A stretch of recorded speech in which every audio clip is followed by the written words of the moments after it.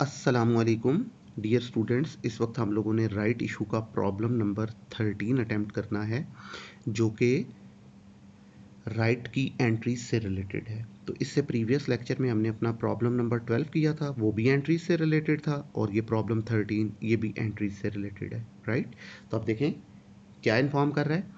Aslam company limited with issued capital of ₹3 million, 30 lakh उनका capital है। कैसे बना है? कह रहा है 3 लाख शेयर हैं और एक शेयर की प्राइस 10 है, ठीक है, और इनके पास रिजर्व में 1.8 मिलियन 18 लाख रुपए पड़े हुए।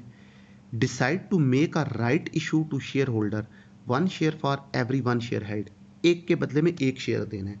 तो लोगों के पास कितने शेयर हैं? ये बेटे 3 लाख शेयर हैं। कह रहा है एक के बदले में एक देना है, तो एक के बदले में एक का क्या मतलब है? इतने ही शेयर और देने, ठीक है ना। तो 3 लाख शेयर मजीद देने हैं।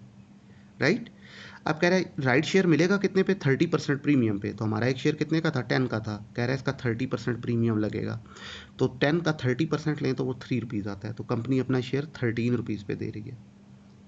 कंपनी ने अपने शेयर होल्डर को ऑफर दिया है कि वो शेयर जो आपने हमने ₹10 से खरीदा था ना, इस वक्त कंपनी आपको वो ₹13 पे देगी, ठीक है। आपको ऑफर है कि ₹13 पे ले लें। अब इस शेयर की मार्केट में प्राइस क्या चल रही है ये उसने बताया ही नहीं है, तो फिर ये जो ऑफर्ड प्राइस है ना 13, यही मार्केट प्राइस भी कहलाएगी, ठीक है। आपसे फिर वही कह रहा है ऑल राइट्स वर टेकन, आप एंट्रीज करें और नेसेसरी लेजर्स बनाएं। तो नहीं बेटे, स्टार्ट लेते हैं अब हम अपने इस क्वेश्चन का सोल्यूशन की तरफ आते हैं। ये आपके सामने बेटे सोल्यूशन इसका, ये प्रॉब्लम 13, ठीक। जर्नल एंट्रीज पहले रिकॉर्ड करेंगे, तो जर्नल ऑफ जो भी दिया हुआ है, date, particulars, LF, debit, credit, rupees and rupees. अब राइट के हवाले से हमने मेन 2 एंट्रीज पास करनी है। टोटल होती हैं 4, लेकिन मेन 2 हैं, ठीक है। उन 2 के बाद देखना है कि तीसरी और चौथी एंट्री होगी या नहीं होगी। तो स्टार्ट लेते हैं बेटे। तो पहली एंट्री, मेन 2 एंट्रीज में से पहली एंट्री है राइट को ऑफर करने की। तो जब कंपनी राइट की ऑफर देगी तो सन्ड्री शेयर होल्डर अकाउंट को डेबिट किया जाएगा। किस प्राइस से? मार्केट प्राइस से। तो अब हमारे एक शेयर की मार्केट प्राइस कितनी है वो उसने बताई नहीं है, ठीक है। तो फिर जो ऑफर्ड प्राइस 13 है ना, वही मार्केट प्राइस कहलाएगी।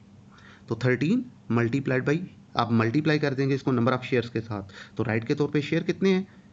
एक के बदले में एक था ना, तो 3 लाख शेयर थे। तो 3 लाख, एक के बदले में एक का मतलब है 3 लाख शेयर ही मजीद दे रहे हैं आप। तो 13 इंटू 300,000, तो ये आ जाएगा बेटे 39 लाख रुपए, 39 लाख रुपीस। तो सन्ड्री शेयर होल्डर डेबिट हो गया। अब क्रेडिट क्या होगा? Share capital account. तो शेयर कैपिटल हमेशा ओरिजिनल प्राइस से आएगा। तो ओरिजिनल प्राइस कितनी है एक शेयर की? ₹10, और शेयर कितने हैं? वही 3 लाख।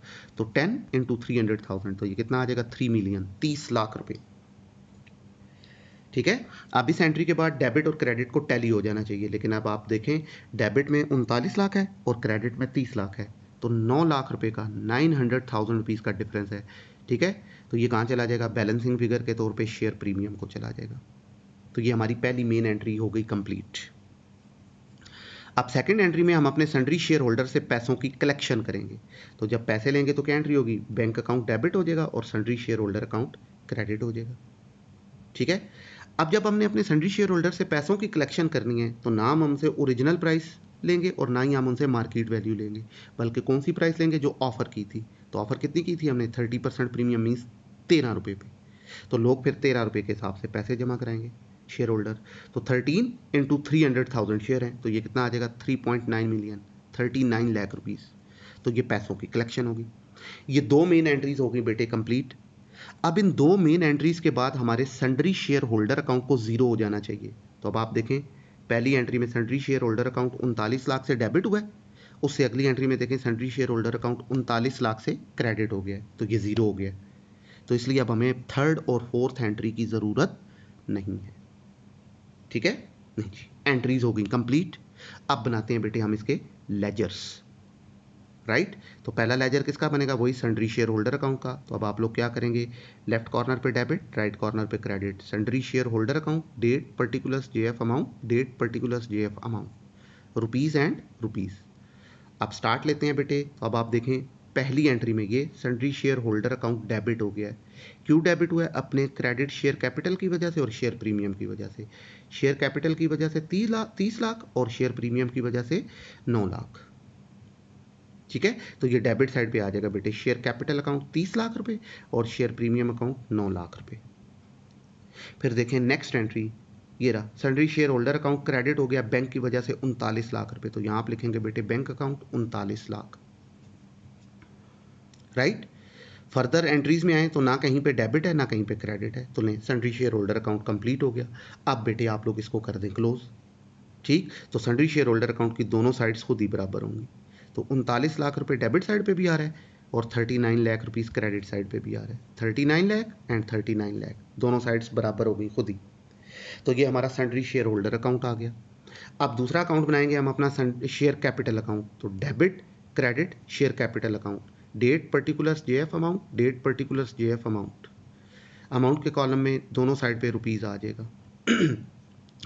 अब जब शेयर कैपिटल अकाउंट बनाना है तो कैसे बनेगा बेटे, एंट्रीज से नहीं लेना है, पहले बैलेंस उठाना है। ये कॉमन मिस्टेक है आप लोगों की, क्वेश्चन से बैलेंस उठाना है, वो क्रेडिट साइड पे रखना है बैलेंस ब्रॉट डाउन के नाम से। तो पहले से क्वेश्चन में देखें कितना बैलेंस था, 3 लाख शेयर थे 10 रुपए वाले, 30 लाख रुपए। तो वो जो 30 लाख कैपिटल पहले से मौजूद है वो क्रेडिट साइड पे बैलेंस ब्रॉट डाउन के नाम से आ जाएगा 30 लाख।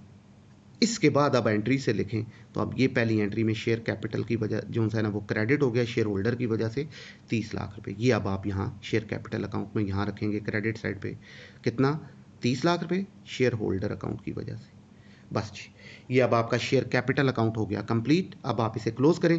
क्रेडिट साइड पे 60 लाख है, डेबिट साइड पे है ही कुछ नहीं है, तो डिफरेंस आ गया 60 लाख। ये कहलाएगा बैलेंस CD, दोनों साइड्स बराबर हो गई जी। अब तीसरा अकाउंट बनाना था हमने बोनस शेयर डिविडेंड अकाउंट, तो वो एंट्रीज में आया ही नहीं है इसलिए उसको लिखने की जरूरत नहीं है। लें बेटे ये हमारा क्वेश्चन हो गया कंप्लीट।